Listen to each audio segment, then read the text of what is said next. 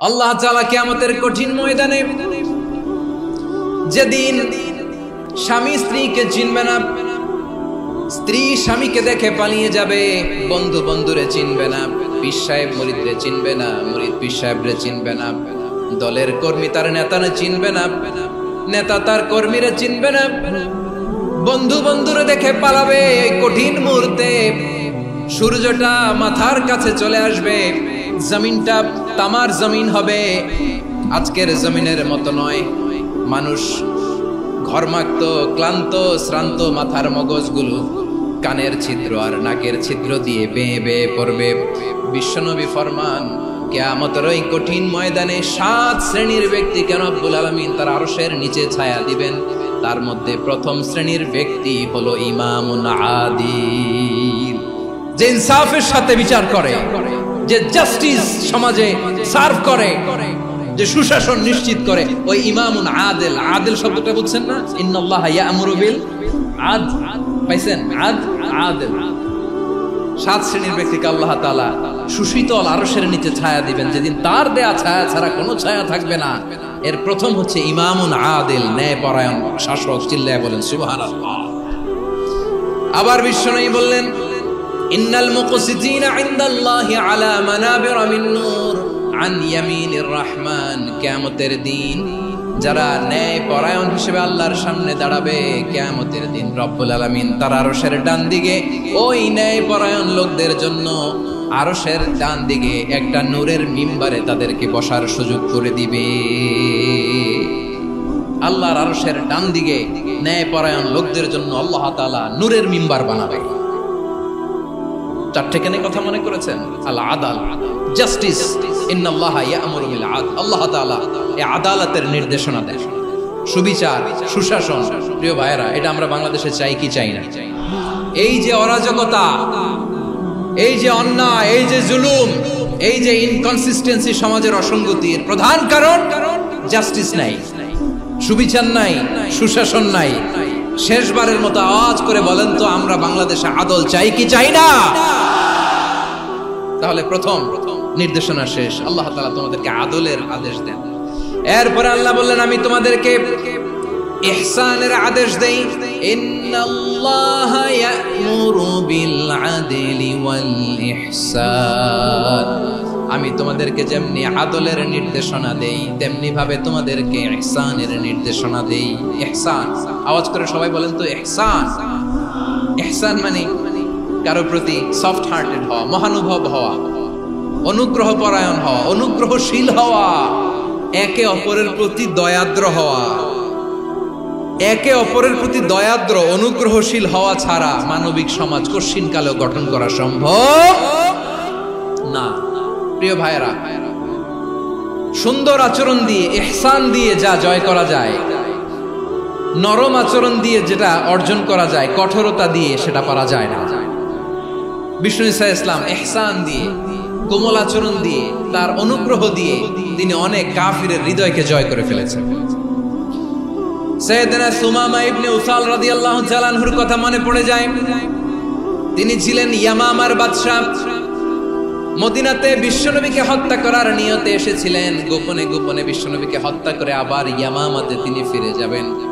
কিন্তু কি অবাক করা কাণ্ড, হত্যা করতে পারে নাই, সাহাবাদের হাতে তিনি ধরা পড়ে গেলেন। সাইয়েদনা সুমামা ইবনে উসাল রাদিয়াল্লাহু তাআলা আনহু হত্যার নিয়তে আসলেন, কিন্তু হত্যা করতে পারলেন না। সাহাবারা ওনাকে ধরে ফেললেন, ধরে মসজিদে নববীর পিলারের মধ্যে বেঁধে রাখলেন। সুমামা ইবনে উসাল, সিরাত থেকে শোনাচ্ছি, রাদিয়াল্লাহু তাআলা আনহু ইয়ামামার অধিপতি ছিলেন। বিশ্বনবীকে হত্যার জন্য আসছেন, ধরা পড়ে গেছেন, এখন মসজিদে নববীতে বেঁধে রাখছে, তার মানে বন্দী। এখন স্ট্যাটাস কি? বন্দী, ক্যাপ্টিভ।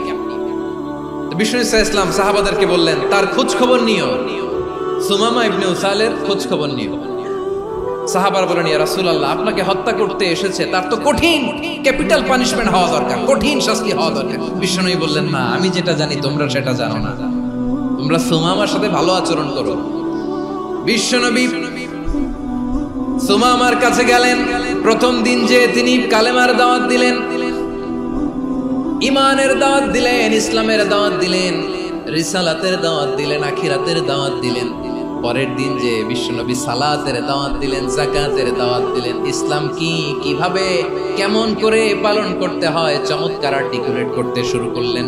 তন্ময় হয়ে সুমামা ইবনে উসাল রাদিয়াল্লাহু তাআলা আনহু বিশ্বনবীর কথাগুলো শুনতে আরম্ভ করলো।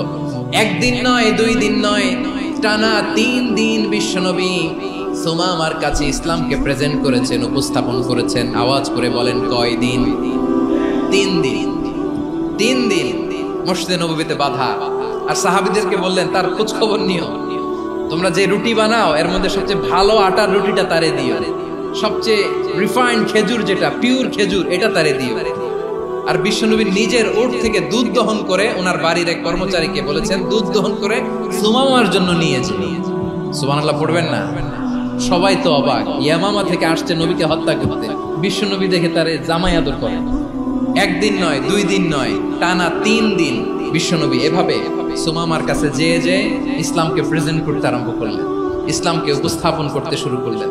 আর তাকে চমৎকার এন্টারটেইনমেন্ট, আপ্যায়ন দিতে আরম্ভ করলেন। টানা 3 দিন যখন ইসলামের দ্য বিউটিজ অফ ইসলাম, ইসলামের সুমহান বাণী, সৌন্দর্য তার কাছে উপস্থাপন শেষ, তাকে আপ্যায়ন শেষ, বিশ্বনবী বললেন সাহাবাদেরকে, যাও এবার সুমামার হাতের পায়ের রশি দুটো খুলে দাও। সাহাবারা তর্ক জুড়ে দিলেন, লা ইয়া রাসূলুল্লাহ, এমনটা করবেন না তো, ভয়ঙ্কর ভয়ঙ্কর খুনি, কি জানি কি হয়ে যায়। বিশ্বনবী বললেন, না, তার হাতে পায়ের রশিগুলো খুলে দাও। সাহাবারা বিশ্বনবীর কথা মতো তার হাতে পায়ের রশিগুলো খুলে দিল। সুমামা মুহূর্তের মধ্যে মসজিদে নববী থেকে বের হয়, ইয়ামামায় ফিরে না যে মসজিদে নববীর পাশে একটা খেজুর বাগান ছিল, সেখানে চলে গেলেন। সেখানে একটা ছোট্ট কুয়া ছিল, কুয়ার পানি দিয়ে তিনি গোসল করলেন। সুবহানাল্লাহ পড়েন। কুয়ার পানি দিয়ে গোসল করে মসজিদে নববীর সামনে এসে বিশ্বনবী এবং সাহাবাদের সামনে দাঁড়িয়ে সাব্বাবা উঁচু করে বললেন, আশহাদু আল্লা ইলাহা ইল্লাল্লাহ ওয়া আশহাদু আন্না মুহাম্মাদান আবদুহু ওয়া রাসূলুহু। আমি সাক্ষ্য দিচ্ছি আল্লাহ ছাড়া কোনো ইলাহ নাই, আর মুহাম্মদ আল্লাহ তাআলার প্রেরিত বান্দা এবং রাসূল। প্রিয় ভাইরা, ইহসান দিয়ে যা জয় করা যায়, কঠোরতা দিয়ে সেটা কঠিনকালেও জয় করা যায় না। আওয়াজ করে বলেন, ঠিক কি না? এবার সুমামা দাঁড়িয়ে বলে, ওগো নবী, আমি তো কালিমা পড়ে মুসলমান হয়ে গেলাম। এবার শোনেন, এই মুহূর্তের আগে আপনার চেহারার চাইতে নিকৃষ্ট কোনো চেহারা আমার কাছে ছিল না, কিন্তু শাহাদা পাঠ করার পরে আপনার চেহারার চাইতে উত্তম শ্রেষ্ঠ কোনো চেহারা আমার কাছে আর নাই। ও নবী, আজকের দিনের আগে ইসলাম ধর্মের চেয়ে নিকৃষ্ট অপছন্দনীয় কোনো ধর্ম আমার কাছে ছিল না, কিন্তু এই মুহূর্ত থেকে ইসলামের চেয়ে সেরা শ্রেষ্ঠ পছন্দনীয় কোনো ধর্ম আমার কাছে নাই। নবী গো, আজকের দিনের আগে মদিনার চাইতে অপছন্দনীয় নিকৃষ্ট কোনো শহর আমার কাছে ছিল না, কিন্তু এই মুহূর্তের পর থেকে মদিনার চাইতে কোনো শ্রেষ্ঠ শহর আমার জানা নাই। সে ছিল গমের বড় ডিলার, গম বেচতো। কি বেচতো? তার গম কিনে মক্কার লোকেরা রুটি খাইতো। সে ঘোষণা দিল, আজকে থেকে মক্কাবাসীদের জন্য সব গম আমি হারাম করে দিলাম, মক্কাবাসী এখন না খেয়ে মরে। সুবহানাল্লাহ পড়বেন না? মক্কাবাসী বিশ্বনবীর কাছে আসলেন, এসে বললেন, মুহাম্মদ, আমরা তো তোমার ভাই, তোমার চাচা, তোমার ভাতিজা, তোমার আত্মীয়। তুমি সুমামারে বলো সে যেন আবার গমের সাপ্লাই মক্কার জন্য অনুমতি দিয়ে দেয়। বিশ্বনবীর অনুমতি ক্রমে সুমামা আবার মক্কাতে গম পাঠাতে শুরু করলো। পড়েন সুবহানাল্লাহ। ইহসান, ইহসান দিয়ে আপনি যেটা জয় করতে পারবেন, you can win the heart of your enemies. ইহসান দিয়ে আপনি আপনার শত্রুর হৃদয়কে জয় করতে পারবেন। এজন্য আল্লাহ বললেন, ওয়া আনফিকু ফি সাবিলিল্লাহি ওয়া লা তুলকু বিআইদিকুম ইলাত তাহলুকা ওয়া আহসিনু ইন্নাল্লাহা ইউহিব্বুল মুহসিনিন। তোমরা আল্লাহর রাস্তায় দান করবে আর নিজেরা নিজেদেরকে ধ্বংসের হাতে ঠেলে দিও না। তোমরা একে অপরের প্রতি ইহসান করবে, কারণ ইহসানকারীদেরকে আল্লাহ বড় ভালোবাসেন। সুবহানাল্লাহ পড়েন। আবার সূরা রহমানে আল্লাহ বললেন, হাল জাযাউল ইহসানি ইল্লাল ইহসান ফাবিআইয়ি আলা, সবাই পড়েন, ফাবিআইয়ি আলাই রাব্বিকুমা তুকাযযিবান। ইহসানের প্রতিদান হিসেবে ইহসানি হয়। বিশ্বনবী সুমামার প্রতি যেমন ইহসান করেছেন, সুমামাও ঠিক তেমন ইহসান ফিরিয়ে দিয়েছে। ঠিক কিনা বলেন? তাহলে 1 নম্বরে হচ্ছে আদল, ন্যায় বিচার। 2 নম্বরে সবাই বলেন ইহসান, সদাচরণ। ইহসান 2 ধরনের প্রিয় ভাইরা, ইহসান ফিল ইবাদা, ইহসান ফিল মুআমালা। ইহসান ফিল ইবাদা হচ্ছে একাগ্র অনুভবে ইবাদতে ডুব দেওয়া, এর নাম ইবাদতের ইহসান। সুবহানাল্লাহ। বিশ্বনবী বলেন ইহসান মানে কি জানো নাকি? হাদিসে জিবরিলে সাইয়েদনা জিবরিল আলাইহিস সালাম বিশ্বনবীকে বললেন আখবিরনি আনিল ইহসান। নবী আমাদেরকে বলেন ইহসান মানে কি? বিশ্বনবী বললেন আনতা আবুদাল্লাহা কাআন্নাকা তারাহু ফাইন লাম তাকুন তারাহু ফাইন্নাহু ইয়ারাক। ইহসান মানে হলো এমন ভাবে তুমি আল্লাহর সামনে নিজেকে উজাড় করে ইবাদত করবে, তুমি ভাববে তুমি আল্লাহকে দেখতে পাচ্ছ। আর এটা যদি ভাবা তোমার জন্য কঠিন হয়ে যায়, অন্তত এতটুকু তুমি ভাববা যে আল্লাহ তোমাকে দেখতে পাচ্ছেন। ঠিক কিনা বলেন? আমার বীর চট্টলার ভাইয়েরা, কেউ যেটা দেখে না সেটা দেখে কে? এই বিশ্বাস হৃদয়ের মধ্যে আছে? নামাজে যখন দাঁড়ান এই ফিলিংসটা আনা যাবে? এসা পর্যন্ত যে আমরা হায়াত পাবো কোনো গ্যারান্টি আছে? সবাই আওয়াজ করে বলেন গ্যারান্টি আছে? গ্যারান্টি নাই। এজন্য বিষ্ণু ইসলাম বলেছে এমন ভাবে নামাজে দাঁড়াও, ইবাদত করো, মনে করো হতে পারে এটাই আমার জীবনের শেষ নামাজ। পারফর্ম দ্য সালাহ as if this is the last and final prayer. এমন ভাবে সালাতে দাঁড়াও, ভাবো হতে পারে এটাই তোমার জীবনের শেষ নামাজ। এমন ভাবে নামাজে দাঁড়াও, ভাবো এটাই শেষ নামাজ। তাহলে নামাজে একাগ্রতা বাড়ায় দিবে কে? ফলে ইবাদতের ইহসান আমাদের অর্জিত হবে। আর মুআমালাতে ইহসান হলো, বিশ্বনবী বলেন ইন্নাল্লাহা তাবারাকা ওয়া তাআলা কাতাবাল ইহসানা আলা কুল্লি শাই ফাইযা কাতালতুম ফাআহসিনুল কিতলা ওয়া ইযা যাবাহতুম ফাআহসিনুয যাবহা ওয়ালিউহিদ্দ আহাদুকুম শাফরাতাহু ওয়ালিউরিহ যাবিহাতাহু। ইহসান 2 ধরনের, আওয়াজ করে বলতে হবে কয় ধরনের? একটা হচ্ছে ইহসান ফিল ইবাদা, ইবাদতে ইহসান। ইবাদতে ইহসান কি? একাগ্র অনুভব দিয়ে ইবাদত করা, মন প্রাণ দিয়ে ইবাদত করা। আর মুআমালাতে ইহসান কি? সব কাজে, দৈনন্দিন কাজে, কর্মে, সামাজিক অ্যাক্টিভিটিতে কোমলতা প্রদর্শন করা, অনুগ্রহের সাথে সবকিছু করা। আল্লাহ তাআলা ইন্নাল্লাহা তাবারাকা ওয়া তাআলা কাতাবাল ইহসানা আলা কুল্লি শাই, তিনি সব কিছুর ব্যাপারে ইহসানকে আবশ্যক করেছেন। সবকিছু, মুমিনের সব কাজে ইহসানের পরশ থাকবে। ওয়া ইযা কাতালতুম ফাহসিনুল কিতলা, বিষ্ণুই বলেন তুমি যখন কাউকে হত্যা করো ইহসানের সাথে করো। সুবহানাল্লাহ পড়বেন না? যখন হত্যা করো তখনও ইহসানের সাথে। আচ্ছা হত্যা করবো আবার ইহসান আসবে করতে করে, তো মেরেই ফেলবো আমি। আল্লাহ, ও ভাই একজন খুন করেছে, খুনি, রাষ্ট্রীয় আইনে তার শাস্তি হয়েছে ডেথ পেনাল্টি, মৃত্যুদণ্ড। এখন মৃত্যুদণ্ড দেখে আপনি যেমনি মন চায় তেমনি মারবেন লোকটারে? ওর নাক কেটে ফেলতে পারবেন? ওর কান কাটতে পারবেন? ওর চোখ উপড়ে ফেলতে পারবেন আপনি? যেমন মন চায় তার অঙ্গহানি করা যাবে না। ইহসানের সাথে তাকে হত্যা করবে। সুবহানাল্লাহ, this is Islam, this is the true essence of Islam. ওয়া ইযা যাবাহতুম ফাহসিনু যাবহা, যখন জবাই করবে তখনও ইহসানের সাথে জবাই করবে। করব জবাই, ওইখানেও নাকি ইহসান। আচ্ছা কুরবানির দিন আমরা পশুগুলোরে কি করি বলেন সবাই আওয়াজ করে? জবাই। জবাই মানে তো এটার মেরেই ফেলতেছি, একটু পরে তো টুকরো টুকরো করে গোশতগুলো খাবো, এটা তো খাবো, এটা তো মেরেই ফেলবো। বিষ্ণুই বলে না, জবাইয়ের মধ্যেও মুমিনের জবের ভেতরেও ইহসানের পরশ থাকা চাই। যখন জবাই করবে প্রাণীটাকে হাত পা টাইট করে বেঁধে নাও, ছুরিটাকে শার্পেন করে নাও, ধারালো করে নাও, যাতে অল্প সময়ে জবাইটা হয়ে যায়, প্রাণীটা যাতে কম কষ্ট পায়। সুবহানাল্লাহ পড়েন। দিস ইজ কল্ড ইহসান। আল্লাহ তাআলা যেমনি আদলের আদেশ করেছেন, ন্যায় বিচার, জাস্টিস এনশিওর করতে বলেছেন, সমাজে ইহসানের ব্যবহার, ইহসানের অনুশীলন তিনি করতে বলেছেন। এজন্য মুমিনের প্রতিটি কাজে, আমার চট্টগ্রামের ভাইরা আমার দিকে তাকান, খেয়াল করে শুনুন, মুমিন জীবনের প্রতিটি কাজে ইহসানের পরশ থাকা চাই। আমরা যেন আমাদের পরিবারের প্রতি ইহসান করি, আমরা যেন আমাদের কর্মচারীদের প্রতি ইহসান করি, আমরা যেন আমাদের কলিগদের প্রতি ইহসান করি, আমরা যেন আমাদের ভাইদের প্রতি ইহসান করি। মুমিন জীবনের প্রতি কাজে ইহসানের পরশ থাকার দরকার আছে না নাই? কথা বুঝতে পেরেছেন? তাহলে আল্লাহ তাআলার 3টা আদেশ ছিল, কয়টা গেল? প্রথমে কি ছিল? আদল। 2 নম্বরে তিন নম্বরে রব্বুল আলামিন বললেন ওয়া ইতাইদিল কুরবা, নিকটাত্মীয়দেরকে দান করো। নিকট আত্মীয়দেরকে দাও, যারা তোমাদের ব্লাড কানেকশনের আত্মীয় তাদেরকে তোমরা দাও। এখানে জেনারেলি বললেন দাও, কি দিব সেটা তিনি এখানে বলেন নাই, সেটা তিনি সূরাতুল ইসরার মধ্যে বলেছেন। আল্লাহ বলেন ওয়া আতিদাল কুরবা হাক্কাহ, নিকট আত্মীয়দেরকে তাদের অধিকার, তাদের প্রাপ্য তোমরা বুঝিয়ে দাও।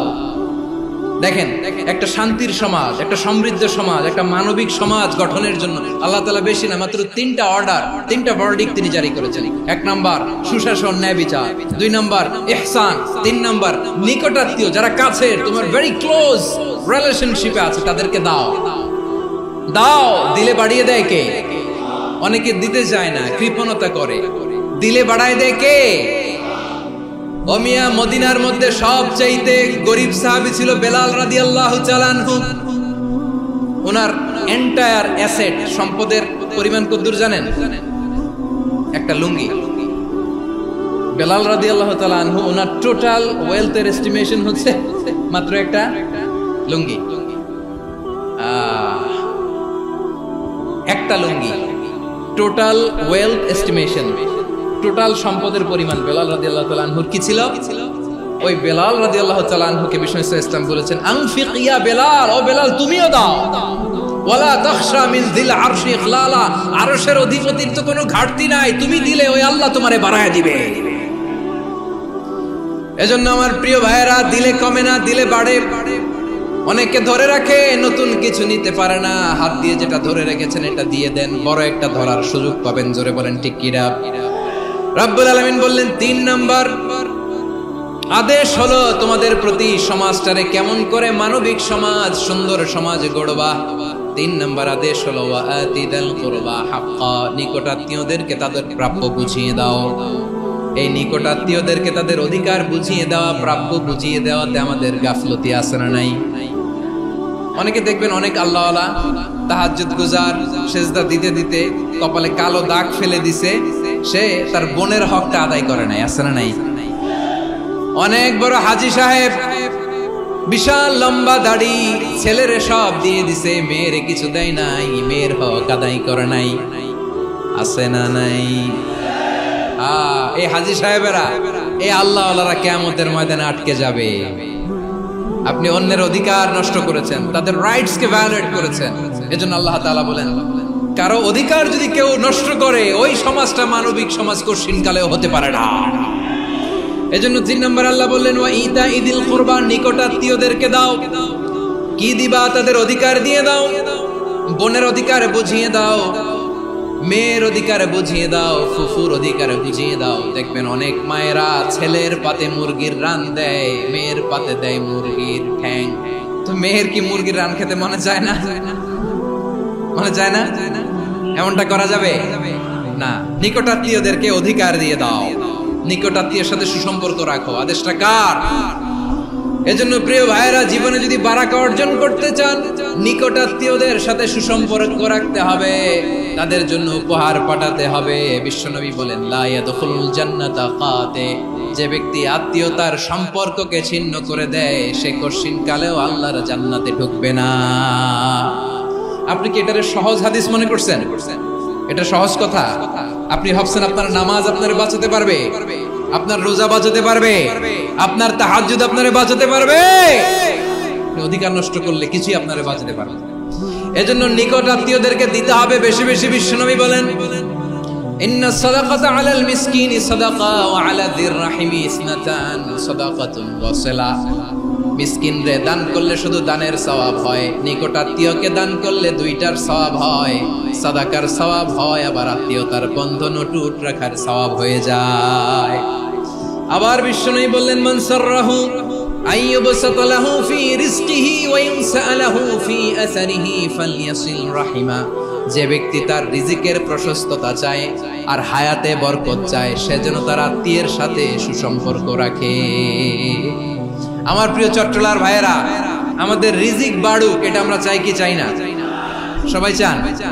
হ্যাঁ, আমাদের রিজিকে প্রশস্ততা আসুক, চাই কি চাই না? আমাদের হায়াতে বরকত আসুক, আমরা চাই কি চাই না?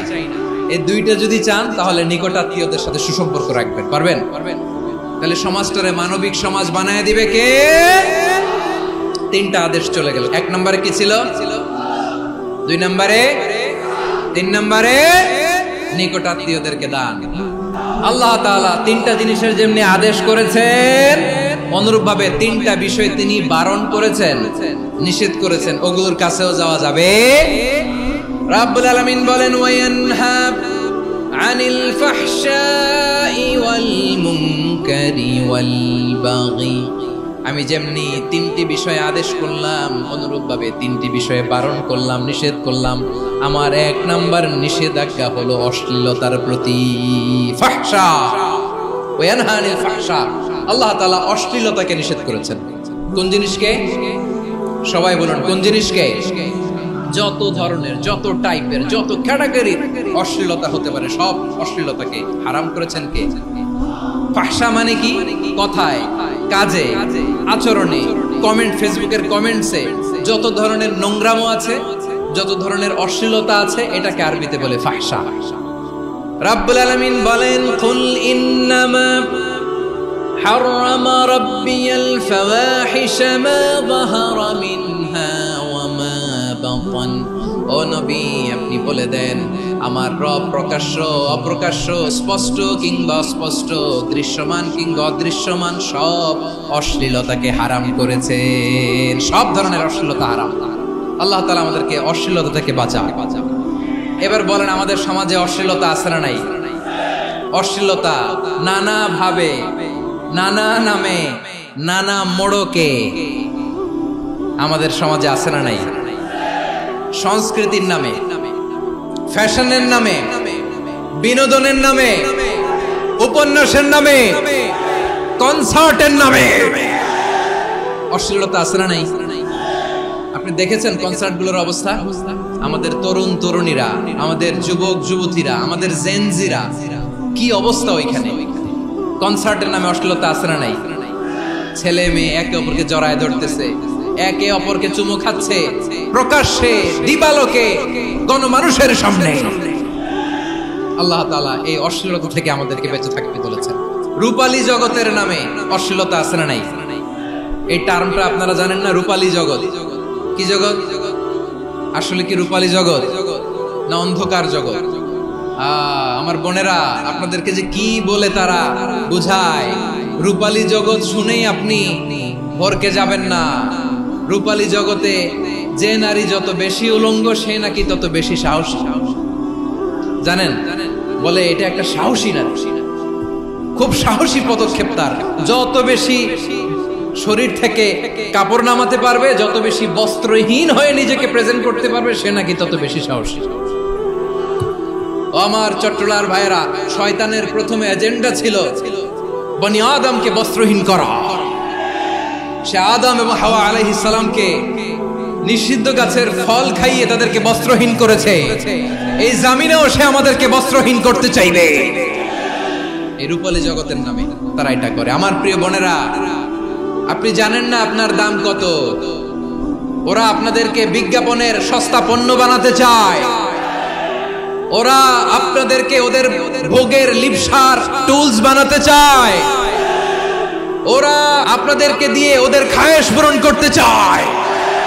এটা আপনাদের জন্য মোটেও ডিগনিটি নয়, এটা আপনাদের জন্য সম্মান নয়। আপনার সম্মান শালীনতায়, আপনার সম্মান হেজাবে, আপনার সম্মান ভদ্রতায়, আপনার সম্মান আপনার ডিসেন্ট পোশাকে। পোশাক বলে দেয় এই নারীটা ভদ্র না অভদ্র। পোশাক বলে দেয় এই মেয়েটা কোন ঘরের মেয়ে। আপনি জানেন না, আপনারা সস্তা পণ্য বানায়, ভোগের পণ্য, বিলবোর্ডে আপনাকে উলঙ্গ করে উপস্থাপন করে। এই অশ্লীলতার সাথে ইসলামের কোনো সম্পর্ক। এজন্য আল্লাহ বলেন, আমি অশ্লীলতাকে হারাম করেছি। অশ্লীলতাকে হারাম করার প্রথম কারণ হলো এর মাধ্যমে মানবতাকে অপমানিত করা হয়। কারণ মানুষের সম্মান মানুষের পোশাকে। মানুষ যখন পোশাকহীন হয়ে যায়, বস্ত্রহীন হয়ে যায়, তার সম্মান কমে যায়। ঠিক কিনা? অশ্লীলতাকে হারাম করার প্রথম কারণ হচ্ছে মানুষ মানুষকে অপমান করে। একটা নারী, সে তো সম্মানিত, নারী যে কত সম্মানিত নারীর এটা বুঝেই নাই। বিশ্বনবী বলেন আর দুনিয়া কুল্লুহা মাতা ওয়া খায়রু মাতা'আদ দুনিয়া আল মারআতুস সালিহা। আমার বোনেরা, 5টা প্যান্ডেলে আপনারা এলইডিতে আমার আলোচনা শুনছেন, আমি জানি। আপনাদের এই গর্ভ যে কত দামি আপনি জানেন না। আপনার পেট থেকেই আসবে আগামী দিনের সালাহুদ্দিন আল আইয়ুবী, আপনার পেট থেকেই আসবে অনাগত দিনের ইমাম মাহদী আল মুনতাযর, আপনার পেট থেকেই আসবে অনাগত দিনের ফয়সাল, ওয়াসিম, মুগ্ধ, আবু সাইদের মতো বীর যোদ্ধা। আমার প্রিয় বোনেরা, আমার প্রিয় বোনেরা, বিশ্বনবীর কথার ওজন খেয়াল করেন। আর দুনিয়া কুল্লুহা মাতা ওয়া খায়রু মাতা'আদ দুনিয়া আল মারআতুস সালিহা। দুনিয়ার সবকিছুই অ্যাসেট, এর মধ্যে সবচেয়ে দামি অ্যাসেট নেককার নারী। আপনার গর্ভ যে কত দামি আপনি জানেন না। নিজের সময়টাকে কাজে লাগান, কোরআন পড়েন, সুন্নাহ পড়েন। আপনার অনেক দায়িত্ব ঘরে। You are the MD of your family. একটা family it's a very big institution. পরিবার একটা অনেক বড় প্রতিষ্ঠান। and you are the MD of your institution. আপনি এই পরিবারের MD, managing director of your family. এখানে আপনার কত দায়িত্ব। আপনি ছেলেমেয়েদেরকে তারবিয়া করবেন, আপনি আপনার স্বামীর জন্য ঘরটারে জান্নাতের নীর বানাবেন, আপনার জন্য জান্নাতের ডুপ্লেক্স বাড়ি ওইখানে তৈরি করে রাখবে কে? আপনি যে কত দামি আপনি জানেন না। নারীদেরকে আল্লাহ বানিয়েছেন উচ্চতর করে, নিম্নতর নয়। নারীদেরকে ছোট্ট জিনিস দিলে এটার বড় করে দেয়। নারীদেরকে ভ্রূণ দিলে, শুক্রাণু দিলে নারী এটারে বাচ্চা হিসেবে উপহার দেয়, ঠিক কিনা? বিয়ের মাধ্যমে স্বামী যখন তার শুক্রাণু তার স্ত্রীকে উপহার দেয়, স্ত্রী রিটার্নে কি উপহার দেয়? ফুল ফর্ম বেবি, মানব সন্তান। দেখছেন, আপনি দিলেন একটুকুনি, দিছে বিশাল। আপনি যদি নারীকে বাজার এনে দেন, নারী এটাকে সুস্বাদু খাবারে রূপান্তর করে দেয়। আপনি তাকে একটা মুচকি হাসি দিয়ে দেন, সে তার কলিজা দিয়ে দেয়। কিন্তু যদি আপনি তার মনে কষ্ট দেন, সে আপনার জীবনকে জাহান্নাম বানায়া দেয়। নারীর মন বুঝতে পারলে নেয়ামত, বুঝতে না পারলে কিয়ামত। আমার প্রিয় বোনেরা, আপনি যে কত দামি আপনি জানেন না। অনেক দামি আপনি। আপনাদেরকে যেন ভোগের সস্তা পণ্য বানাতে না পারে, আপনাদেরকে সচেতন থাকতে হবে। তাহলে কেন আল্লাহ তাআলা এই ফাহশা অশ্লীলতাকে হারাম করলেন? 1 নাম্বার, এতে হিউম্যান ডিগনিটি কমে। 2 নাম্বার, এতে মানুষের অধিকার নষ্ট হয়। আপনি বিয়ে করেছেন, এরে পরকিয়া করেন, ওর সাথে এরকম আছে না নাই? স্ত্রীর অধিকার নষ্ট করেছেন। আপনি বিবাহ সম্পর্কে আবদ্ধ হয়েছেন তার সাথে, আপনি পরকিয়া করেন ওই ছেলের সাথে, আপনি আপনার হাজবেন্ডের সাথে বিট্রে করেছেন। এজন্য আল্লাহ অশ্লীলতাকে হারাম করেছেন। অশ্লীলতাকে হারাম করার আরেকটা কারণ হচ্ছে আল্লাহ তাআলা এই হিউম্যান জেনারেশনকে এটাকে প্রিজার্ভ করতে চায়।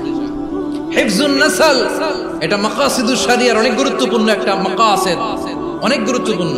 আপনার নাসল, আপনার জেনারেশনকে সংরক্ষণ করা। এই যে আসতেছে ফেব্রুয়ারি, কত ফেব্রুয়ারি জানো? এটা কি বিশ্ব ভালোবাসা দিবস? হ্যাঁ, কি দিবস?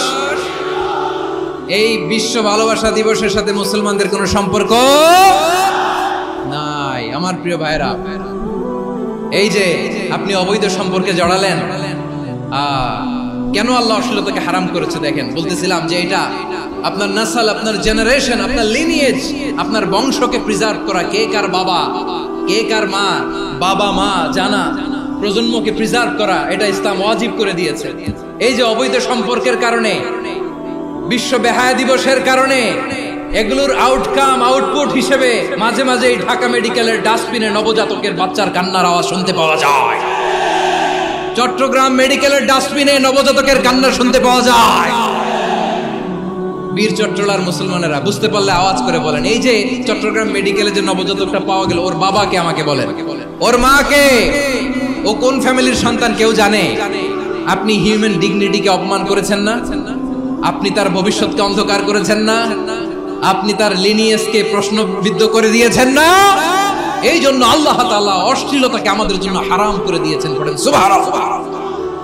এই জন্য রাব্বুল আলামিন বলেন, কুল ইন্নামা হারামা রাব্বিয়াল ফাওয়াহিশা মা যাহারা মিনহা ওয়া মা বাতান।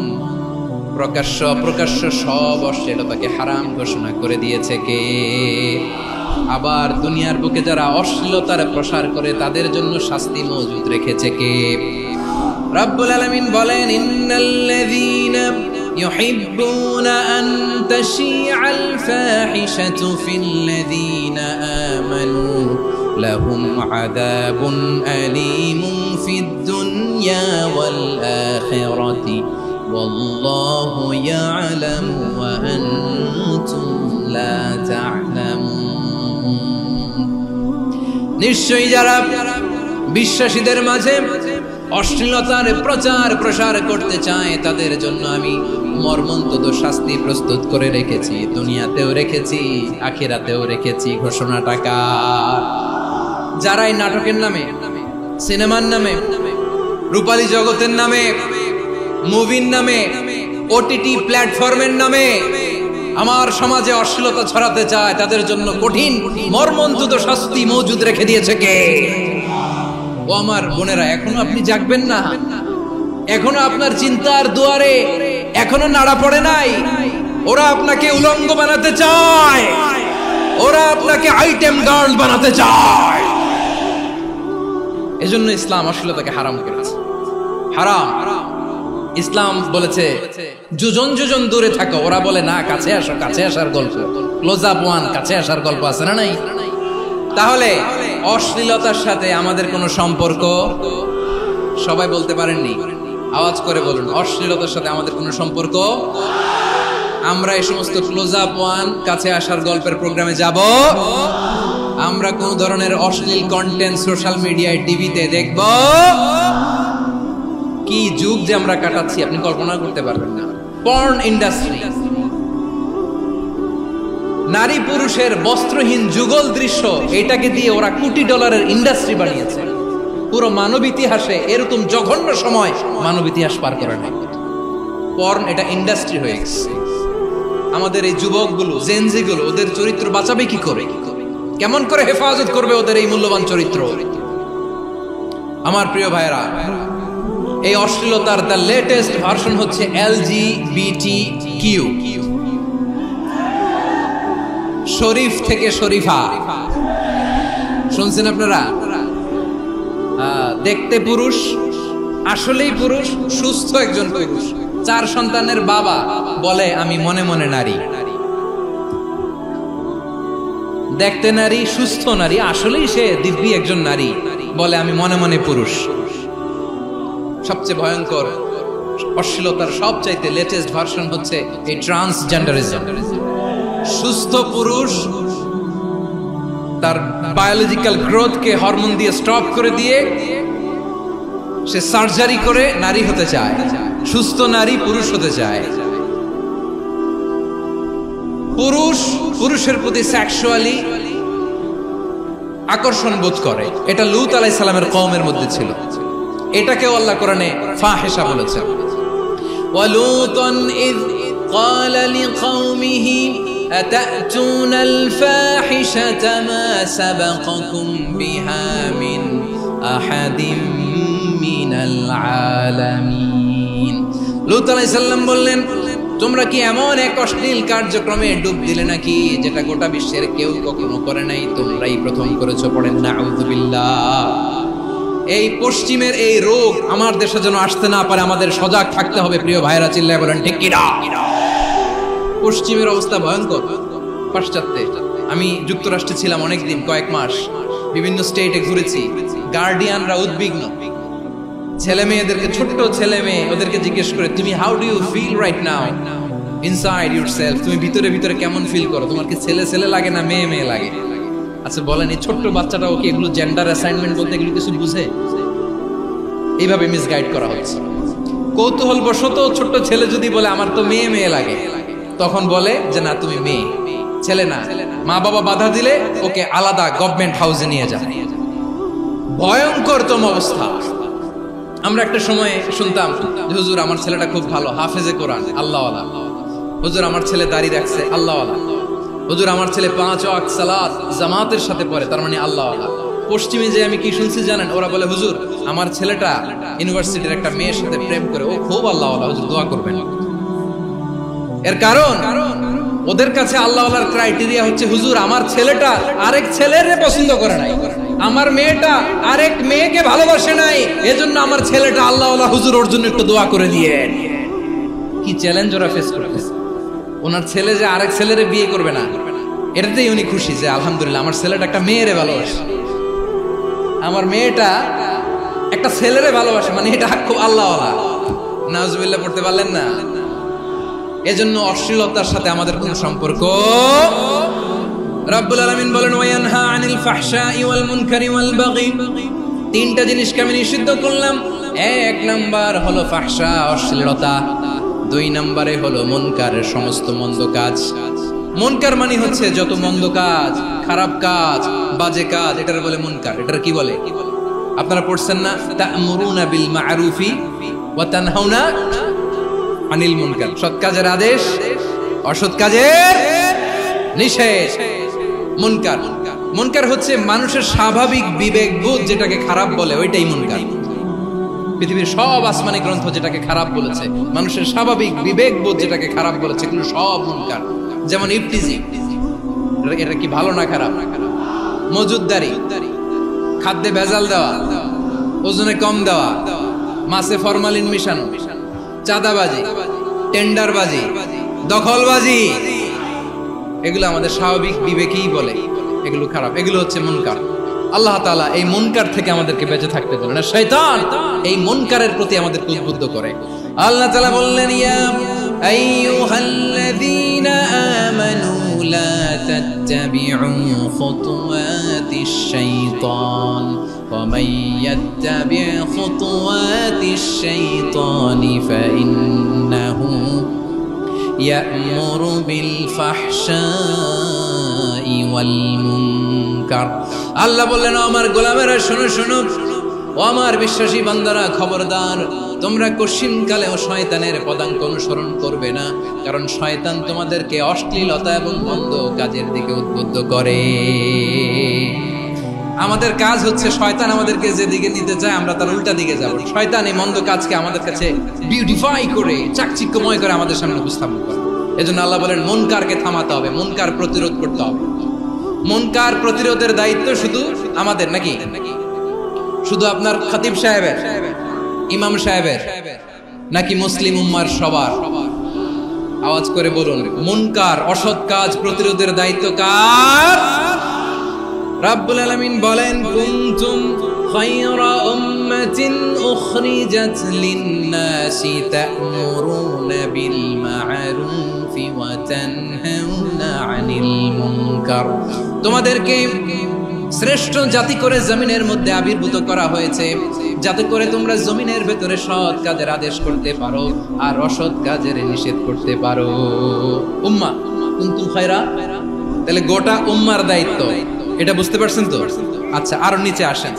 এরপরে আল্লাহ বললেন শুধু উম্মাহ না, এই জমিনের রাজত্ব আমি যাদের হাতে দেই, এই জমিনের মালিক আমি যাদেরকে বানিয়ে দেই, যাদেরকে আমি সরকারের দায়িত্ব দেই, তাদেরকেও মুনকার প্রতিরোধের দায়িত্ব দিয়েছে কে? আল্লাহ বলেন যারা ক্ষমতার মসনদে বসেছে তাদেরকে 4 দফা কর্মসূচি আমি আল্লাহ দিলাম। আওয়াজ করে বলেন কয় দফা? আল্লাহ বলেন আল্লাযীনা ইম্মাক্কান্নাহুম ফিল আরদি আকামুস সালাতা ওয়া আতাউস যাকাতা ওয়া আমারু বিল মা'রুফি ওয়া নাহাউ আনিল মুনকার ওয়া লিল্লাহি আকিবাতুল উমুর। যারা এই জমিনের উত্তরাধিকার হয়েছে তারা 4 দফা কর্মসূচি নিয়ে সামনে আগাবা। সালাত কায়েম করবা, যাকাত আদায় করবা, সৎ কাজের আদেশ দিবা, অসৎ কাজ থেকে মুনকার প্রতিরোধ করবা। আদেশটা কার? আমার প্রিয় চট্টলার ভাইরা, পুরো উম্মার দায়িত্ব মুনকার প্রতিরোধ করা, সরকার প্রধানের দায়িত্ব মুনকার প্রতিরোধ করা। এরপর আল্লাহ বলেন প্রতিটা ফ্যামিলির যিনি প্রধান সিইও বাবা, প্রত্যেক বাবারও দায়িত্ব এই মুনকার প্রতিরোধ করা। আওয়াজ করে বলেন ঠিক কি না? যেমনটি সাইয়েদনা লুকমান আলাইহিস সালাম ওনার কলিজার টুকরা সন্তানকে আদেশ করেছেন, ইয়া বুনাইয়া আকিমিস সালাতা ওয়া'মুর বিল মা'রুফি ওয়ানহা আনিল মুনকার। পড়েন সুবহানাল্লাহ। বাবা ছেলেকে সবক দিচ্ছে, লুকমান আলাইহিস সালাম ছেলেকে বলতেছে, ওরে আমার কলিজার টুকরা সন্তান, ওরে আমার বাছা, নামাজ কায়েম করবা, সৎ কাজের আদেশ দিবা, আর মুনকার প্রতিরোধ করবা, অসৎ কাজ, সমাজ থেকে খারাপ কাজকে ঝেঁটে বিদায় করে দিবা। তাহলে দেখেন আমি স্টেপ বাই স্টেপ নামলাম। পুরা উম্মার দায়িত্ব, জমিনের উত্তরাধিকারী আল্লাহ যাদেরকে বানিয়েছেন সরকার, তাদের দায়িত্ব, প্রতিটি ফ্যামিলির প্রধানের দায়িত্ব, এরপরে বিশ্বনবী বলেন সচেতন প্রতিটি মুসলিমের দায়িত্ব সমাজ থেকে মুনকারকে উৎখাত করা। বিশ্বনবী বলেছেন মান রাআ মিনকুম মুনকারান ফালিয়ুগাইয়িরহু বিয়াদিহি ফাইন লাম ইয়াস্তাতি ফাবিলিসানিহি ওয়া ইন লাম ইয়াস্তাতি ফাবিকলবিহি ওয়া যালিকা আযআফুল ঈমান। সমাজে যে মুনকার দেখবে, খারাপ কাজ দেখবে, সেজন্য হাত দিয়ে সেটাকে থামায়। আমার প্রিয় ভাইরা, না থামালে আমরাই ডুববো শেষমেশ। আমাদের বাঁচার জন্য হইলেও থামাইতে হবে।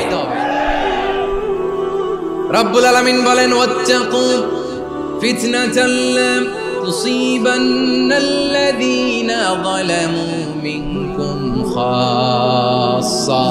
ও আমার গোলামেরা, ওই আযাবকে ভয় করো যে আযাব যখন আমি জমিনের বুকে পাঠাই শুধু জালেমদেরকেই মারি না, আলেমদেরকেও মারি।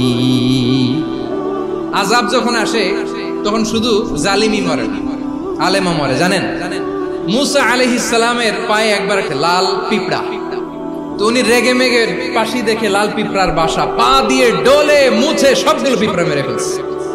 এই ঘটনাটা আল্লাহ ঘটিয়েছেন এজন্য মুসা আলাইহিস সালাম ছিলেন কালিমুল্লাহ, সরাসরি আল্লাহর সাথে কথা বলতেন। তিনি আল্লাহকে জিজ্ঞেস করেছিলেন, আল্লাহ তুমি যখন কোন জনপদে আযাব পাঠাও, শাস্তি দাও, ওখানকার শুধু জালেমরাই তো মরে না, ভালো মানুষগুলোও মরে, তো আযাব দিবা মুশরিকদের উপর দিবা, অবাধ্যদের উপর দিবা, ভালো মানুষগুলোরে মারো কেন? আল্লাহ বললেন, মুসা তোমার যে কামড় দিছিল পায়ের মধ্যে পিঁপড়া, কয়টা পিঁপড়া? একটা পিঁপড়া, তো সবগুলারে মারলা কেন? রেগে মেগে পুরো পিঁপড়ার বাসা ভেঙে ম্যাসাকার করলা কেন? আমি যখন অ্যাকশনে যাই, আমি যখন শাস্তি দেই, তখন এত বাস বিচার করা হয় না, বাস বিচার করা যায় না। যখন অ্যাকশনে যাওয়া হয় ওইটা ডাইরেক্ট অ্যাকশন হয়ে যায়। চিল্লায় বলো ঠিক কি না? এজন্য আমাদের বাঁচার জন্য হলেও এই পাপ থামাতে হবে, এই শয়তানের অট্টহাসি থামাতে হবে, অন্যায় অপরাধ সমাজ থেকে আমাদের থামাতে হবে। কারণ আযাব আসলে ওরাও মরবে, আমরাও মরব। একটা জাহাজ 2 তলা, আপনি আছেন 2য় তলায়, নিচের তলার কিছু লোক জাহাজের তলা ছিদ্র করতে আরম্ভ করছে। কি ছিদ্র করতেছে? আচ্ছা, জাহাজের তলা ছিদ্র করলে তলা দিয়ে কি ঢুকে? এখন আপনি যদি বলেন আমার কি, আমি তো 2 তলায়, আমি তো ভালো আছি, ওরা ছিদ্র করে ওরা মরবে। আসলে কি শুধু ওরা মরবে? তলা দিয়ে যখন পানি ঢুকবে, জাহাজ ঢুকলে আপনিও মরবেন। এজন্য নিজে মরার আগে ওই পাগলগুলোর নিচতলায় যে থামাতে হবে। চিল্লায় বলেন ঠিক কি না? এজন্য আল্লাহ বললেন মুনকার প্রতিরোধের দায়িত্ব সমাজের টপ টু বটম সবার। এজন্য মুনকার প্রতিরোধ করার দরকার আছে না নাই? সমাজে এই যে ইফটিজিং হয়, আপনার বোনের বয়সী একটা মেয়েকে কিছু বখাটে টিটকারি করে, এই বলে সেই বলে, নোংরা কথা বলে, রাস্তায় দেখেও আপনি পাশ দিয়ে না দেখার মতো চলে যান কেন? আপনি দাঁড়ান না কেন? আপনি দাঁড়ালেই তো থেমে যাবে, কারণ সত্যের যে শক্তি তার সামনে মিথ্যা মুখ থুবড়ে পড়ে। আপনার সামনেও কিছুই না, নাথিং। আপনি দাঁড়ান, ওকে প্রশ্ন করেন যে আমার বোনকে তুমি ডিস্টার্ব করো কেন? আপনাকে দেখে আরো 5 জন দাঁড়াবে, 5 জনকে দেখে আরো 10 জন দাঁড়াবে। আমাদের নীরবতা আর আমাদের নিশ্চুপ থাকাই জালিমদেরকে আরো শক্তিশালী জালিম বানিয়েছে। এজন্য মুনকার প্রতিরোধের দায়িত্ব আমাদের সবার। টেন্ডারবাজি, চাঁদাবাজি, দুর্নীতি, অপরাধ, দখলদারিত্ব, মজুদদারি, এগুলো সব কিছু একসাথে প্রতিরোধ করতে হবে। ঠিক কিনা বলেন? একটা মানবিক সমাজ যদি চাই, প্রতিরোধ করতে হবে। প্রিয় ভাইয়েরা, আল্লাহর শপথ নিয়ে বলি, এই নাসিহাতগুলো সবার জন্য, সব দলের জন্য, সব মতের মানুষের জন্য। আমরা কোনো দলের প্রতি মানুষকে ডাকি না, আমরা ডাকি ইসলামের দিকে।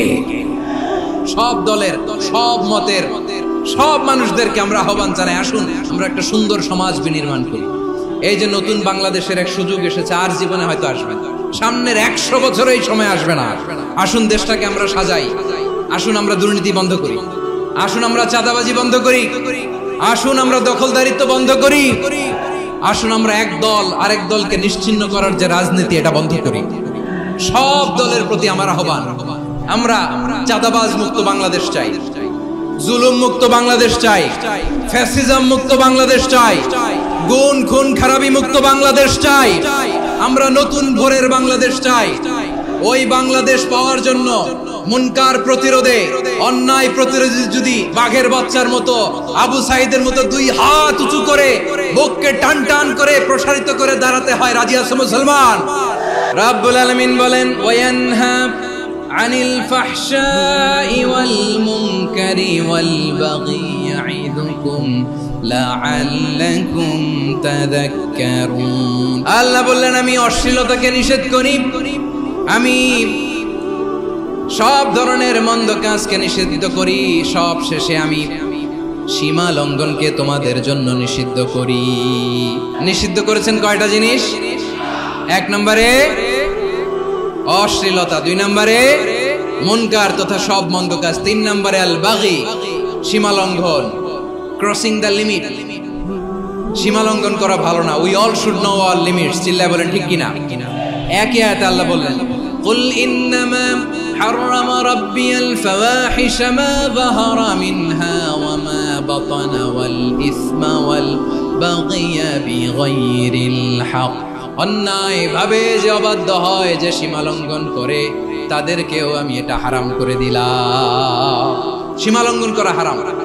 আল্লাহ বারবার আমাদেরকে ওয়ার্নিং দেয়। যখন আমরা থামি না তখন আল্লাহ ধরে, আর যখন ধরে তখন ছাড়ে না। ধরে না, ধরলে আল্লাহ। ফেরাউনকে কিন্তু হুট করে ধরে নাই, আপনারা জানেন 9 বার ওয়ার্নিং দিয়েছে। ফেরাউনকে আল্লাহ তাআলা ওয়ার্নিং দিয়েছিল কয়বার?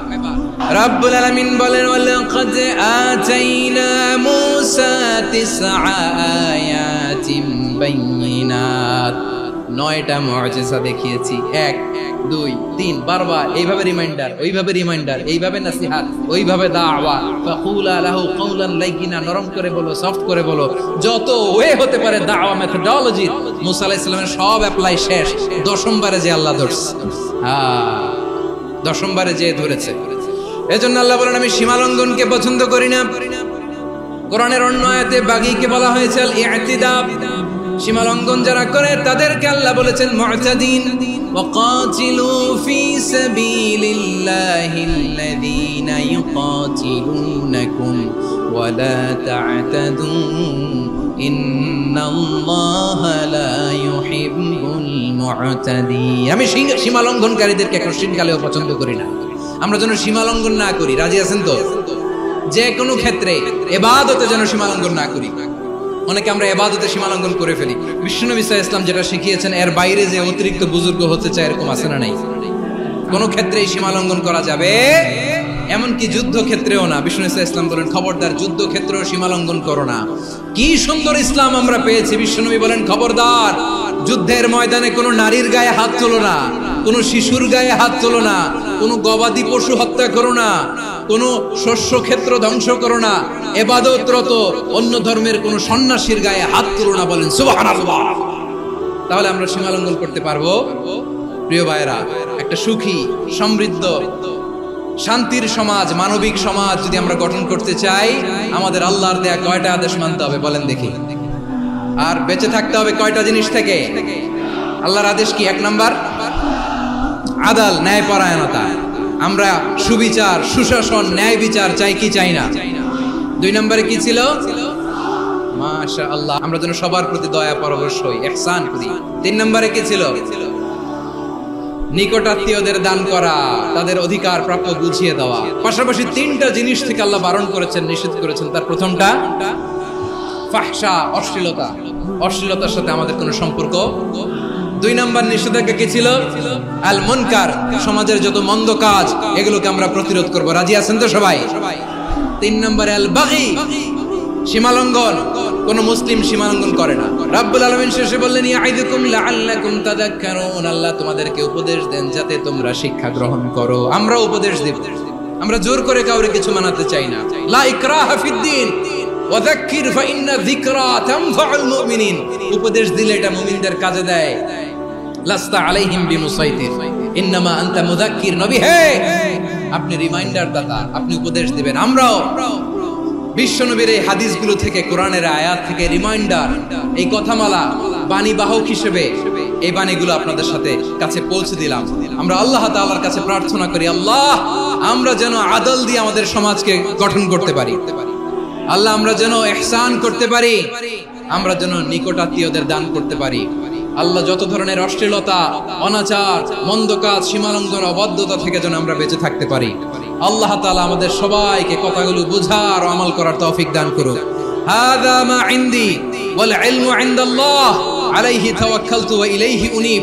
সুবহানাকাল্লাহুম্মা বিহামদিকা আশহাদু আল্লা ইলাহা ইল্লা আনতা আস্তাগফিরুকা ওয়া আতুবু ইলাইক।